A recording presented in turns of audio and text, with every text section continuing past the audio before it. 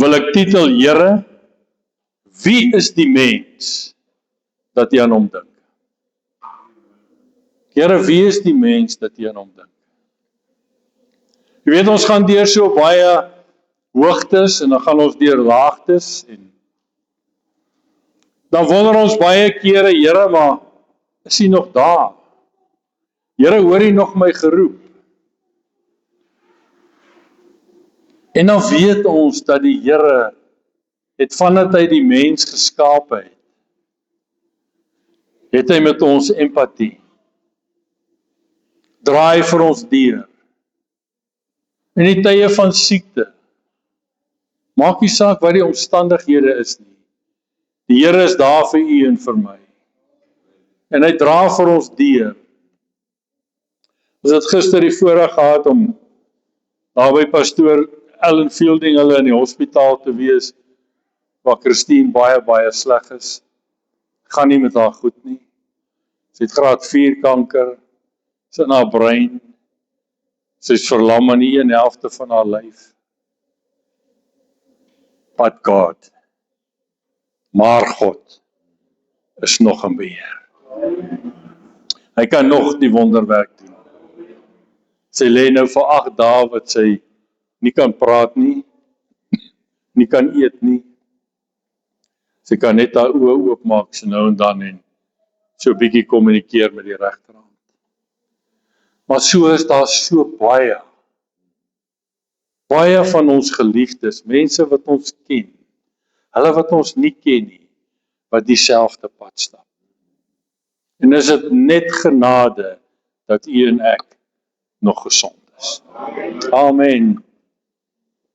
Die my woord kom vanmôre daar uit Hebreërs 2 vers 5 tot 8.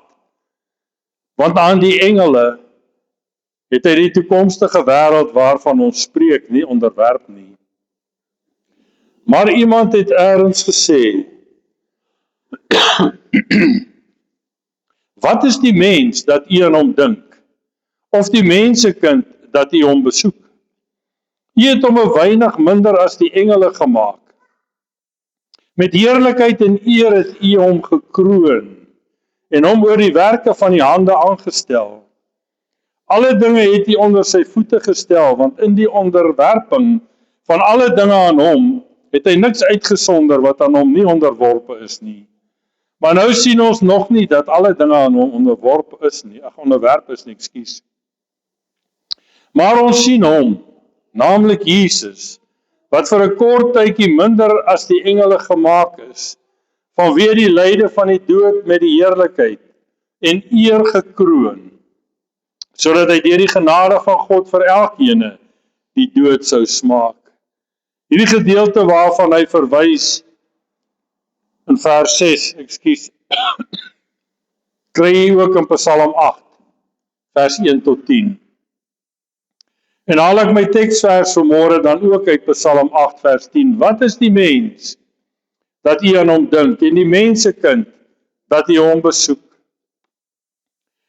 U sien, ons lees dat op die 6de dag van die skepping het God die mens geskape. Hy sê in vers 26, laat ons mense maak na ons beeld, na ons gelykenis en laat hulle heers oor die visse van die see en die voëls van die hemel en die vee en oor die hele aarde en oor al die diere wat op die aarde kruip.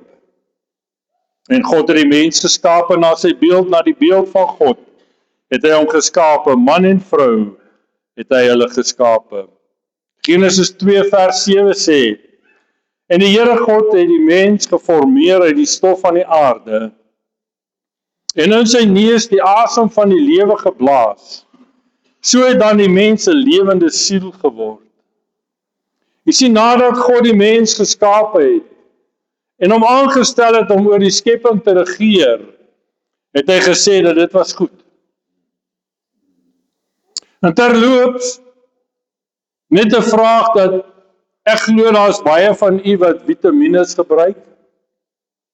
En as ons aan hierdie blikkies kyk of wat ook al dit is, hoeveel aardse elemente kom daarin voor? Dolomiet, kalk, yster, allerhande aanvullings wat daar tekorte van is in die liggaam, is dit nie genoeg bewys dat ek kom nie van 'n aap af nie. Maar dat God my geskape het uit die aarde uit die grond uit. Ekskuus hierdie dingetjie want ek nou net regskryf. Want ergens gaan hy. Anders dan gaan ek moet terugkeer na my bas toe. Hy wandel saam met die mens in die tuin van Eden. God praat met die mens. God die Vader het 'n verhouding gehad met Adam en met Eva. Tot die sonde ingetree het en kruip hulle weg. Wanneer laas, geliefdes, het u die oggend opgestaan met 'n lied in die hart? Wanneer laas het u opgestaan en besef die Here is nog nie klaar met jou nie? Die Here het nog iets vir jou in stoor. Jy het nog iets wat jy aan die wêreld kan oordra. Jy het nog in jou omstandighede wat jy in beweeg, kan jy met ander deel wat in dieselfde is. Wanneer laas onthou jy dat jy opgewondenheid, die oggend met opgewondenheid wakker geword het, nadat jy die droomheld of heldin ontmoet het. En jy so ruk gekuier het en saam uitgegaan het en hy of haar of sy het jou gevra, sal jy met my uitgaan? En die antwoord was ja. Wanneer laas het jy met daai opgewondenheid wakker geword? Wanneer laas het jy wakker geword met die opgewondenheid wat jy gehad het die dag toe jy tot bekering gekom het? Jy wil almal wat leef en beef, wil jy bekeer. En wil jy vertel van Jesus, jy wil vertel van sy grootheid, van sy genade, van sy liefde. Waar is dit een? En ons is maar almal skuldig. Op die een of ander manier. Een of ander manier het ons besluit ons is op pad hemel toe. En dit is oukei. Maar dit is nie oukei. God het vir ons 'n opdrag gegee, Jesus, voor hy weggegaan. Hy het gesê, gaan die wêreld in. Gaan oralste in. Gaan vertel almal van my grootheid. Gaan verkondig die evangelie. Vertel almal waarvoor was ek hier. Hoekom is ek hier? Onthou jy die dag toe jy by die werk instap na jou bekering en al jou werksmense jou so snaaks aangekyk het. Waar kom hierdie man vandaan? Want dis nie dieselfde man as gister. En hulle jou so vir 'n week of 2 so wil dit aanvaar, maar hulle kyk net eers mooi om te sien of dit nie net weer 'n stilte voor die storm is nie. Dis wat die Here vir ons beplan het, geliefdes. Hy het ons geskape met blydskap. Hy het ons geskape om bly te wees, opgewonde te wees, te midde van omstandighede. En ek glo en ek weet, dit is nie altyd maklik om in jou omstandigheid opgewonde te wees. Maar wanneer jy uitreik en net sy soem aanraak, kom daar so 'n diepe verandering in ons. Daardie blydskap keer terug. Daardie opgewondenheid keer terug. En kan ons weer aangaan. Kan ons weer vir iemand anders te vertel van die grootheid van sy liefde. Soms maak ons die stelling wat ou Job gemaak het, nadat hy gehoor het sy kinders, sy vee en almal is dood en almal is verloor. Hy het alles verloor en Job sê in Job 1:21, naak het ek uit my moeder se skoot gekom en naak sal ek daarheen terugkeer. Die Here het gegee en die Here het geneem, die naam van die Here sy geloof. Here, hoe is dit moontlik? Job het sy kinders en alles verloor.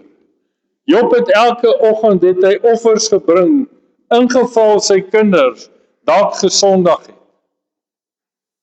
Het hy vir hulle geoffer, offers gebring. Hoe is dit moontlik dat alles weg is? Maar tog in hierdie diepe hartseer van Job, lees ons in Job 1:22, by dit alles het Job nie gesondig en aan God niks ongereins toegeskrywe nie. Hy het deur daardie diepe smart gegaan. En wanneer ons die boek van Job lees, dan sien ons wat het hy werklik als beleef. Waar het hy gedraai? Ekskuus jou.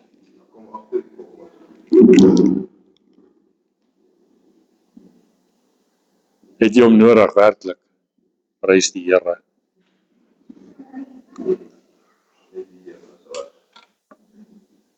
Jammer vir die wat kyk op die TV, maar nou sien hulle dit werk nie.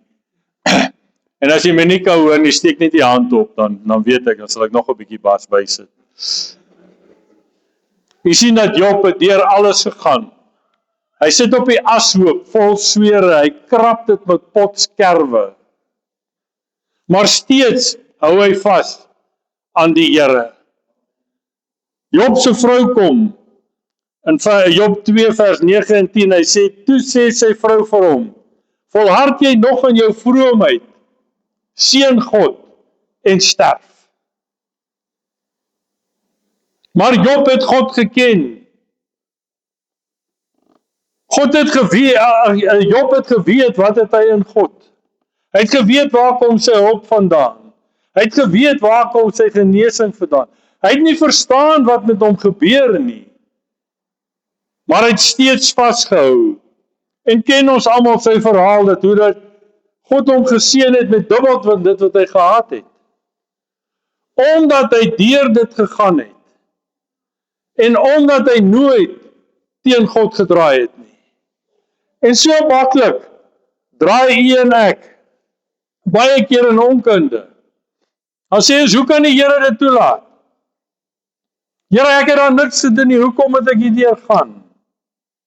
Wat is u en ek op die einde van die dag beter as Jesus, want hy het dit alles beleef? Hy het ook daardeur gegaan. Hy het ook die slegte kant van die lewe geken. Ek wil vir u sê vanmôre, dat baie kere dan voel ons, hoekom is mense teen my? Hoekom hou mense nie van my nie? Hoekom beskinder hulle my? Dan wil ek vir u sê, Jesus het dit ook beleef. Nie almal het hom aanvaar nie, en nog steeds het almal hom nog nie aanvaar nie. Ek praat nou die dag met 'n leraar, en ons sit so in gesels en het hy ook in 'n situasie gekom in sy lewe in 'n gemeente na baie jare waar hy bedien het. En vra hy die Here, en daar kom toe nou 'n klompie wat teen hom opstaan, en hy vra die Here, Here, is dit dan nou tyd dat ek moet gaan? En die Here vra vir hom hoekom, hy sê dan, daar's mense wat teen my is. Hy sê, en hy hoor dat die Here vir hom vra is, kan jy hulle tel wat teen jou is? En hy sê, hy het 'n bietjie gedink, en hy sê, dit was so 5 mense of so. En die Here sê vir hom, wat is jou probleem? Die groot skare is vir jou. En ek wil dit by u laat. U wat voel dat die lewe teen jou gedraai. Die Here is in beheer. Here, wie is die mens dat u aan hom dink? U sou vra, pastoor, waar het alles in die lewe dan skeef geloop? Hoekom is alles so deur mekaar? As God dan ons dan so lief het, hoekom al die hartseer en al hierdie onaangenaamhede? Jy sien, toe God die mens geskape het, het hy ons na sy beeld geskape. Hy het ons steeds 'n wil, 'n intellek en 'n emosie gegee. En alhoewel hy vir Adam en Eva gesê het, om nie te sondig nie, het hulle self gekies. Hulle was nie gedwing nie. Hulle het self gekies om te sondig. En wie het hulle die skuld gegee? Eva die slang. Nee, Adam het sy vrou Eva die skuld gegee, en sy het die slang die skuld gegee. Maar hulle was nie bereid om die skuld op hulle self te vat nie. Want elkeen van hulle het 'n keuse gehad. En so baie keer in ons lewens en sien ons dat ons kinders stap die pad en doen die verkeerde en val van die pad af en gaan regtig in die wêreld in en verstaan ons nie die dinge nie.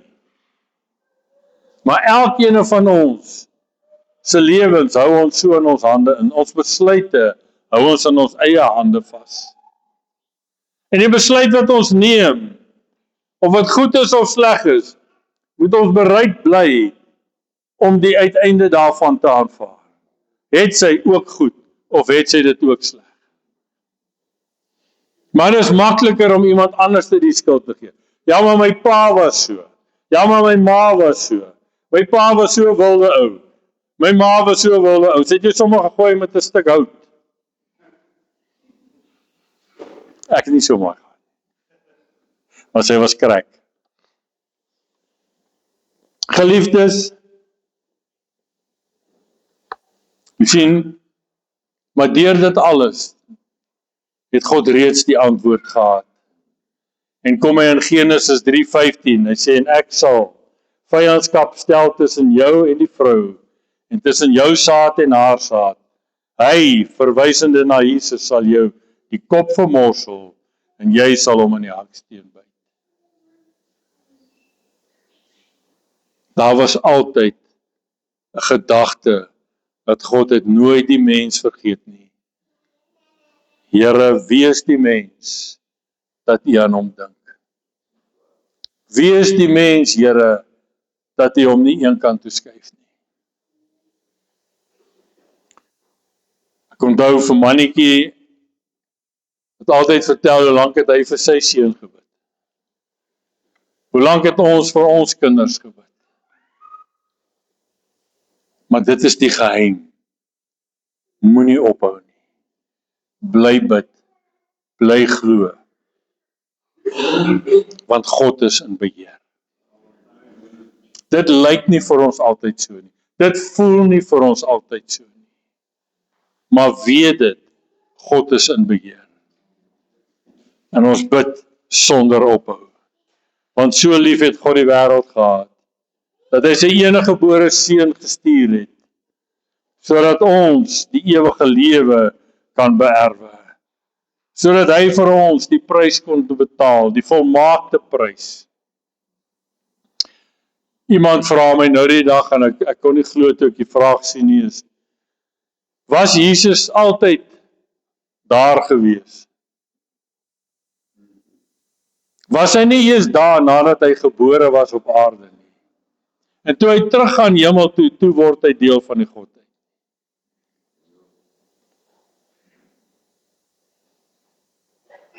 Geliefdes, Here, hoe is dit dat U aan die mense kan dink?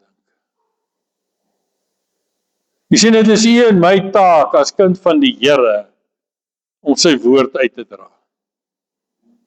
Nie almal kan altyd predikers wees nie. Maar weet jy, net 'n glimlag maak 'n verskil. Net 'n glimlag maak 'n verskil. Laat daai ou en haar nie wat in die gang afloop daar in die mall, as jy vir hom groet, sal hy jou so agterna kyk en kyk van watter planeet is jy nou. Maar hy gaan dit onthou. Is dit nie so nie? Wat 'n kosbare geleentheid. Wat 'n kosbare voorreg is dit om deel te kan wees van die Here. Van sy werk. Om deel te kan wees van 'n groot familie. En baie kere is ons kerkfamilie nader aan ons as ons eie bloedfamilie. As jy iemand nodig het, sal hulle daar wees. Sal hulle kom, sal hulle jou kom help. Ek weet nie vanoggend wat u behoefte is nie, geliefde. Maar ek verseker u dat God aan u dink. Hy ken jou. Hy ken jou omstandighede. Hy ken jou begeerte van jou hart. Hy ken jou diepste wese. Hy ken daardie uitroep.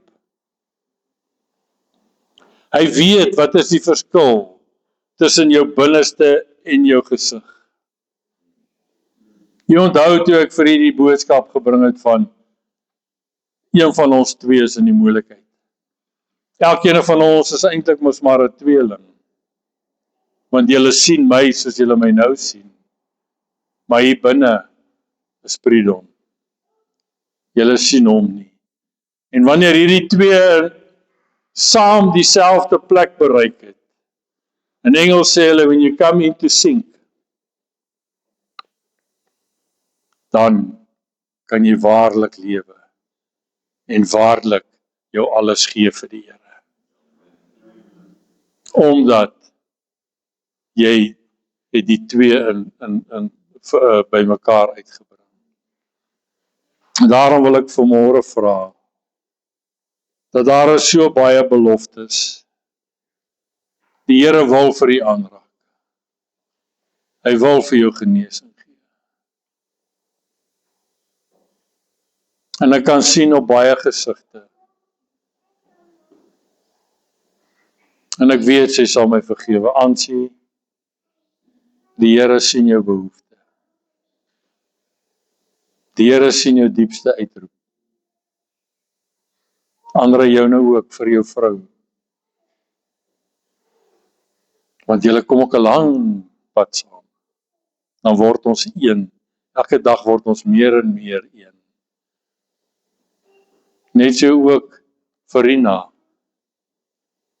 So baie jare stap die Here saam met jou. En kom maar tye want 'n mens wonder, Here, waar is hy? En dan die volgende dag, dan is hy weer op en wakker.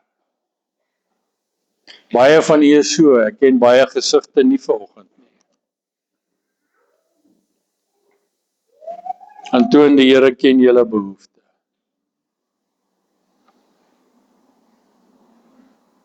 En wil ek vanmôre vir u vra, as daar iemand is vir 'n spesiale gebed, dan gaan ek vra dat alleen vir ons jou geliefde lied van ons speel, André, Clothe Me in White. En dan gaan ek vra dat u na vore kom. En pastoor Wayne, dat jou gebedsmense ook sal kom en kom saam help bid. Dat ons sal bid vir hulle.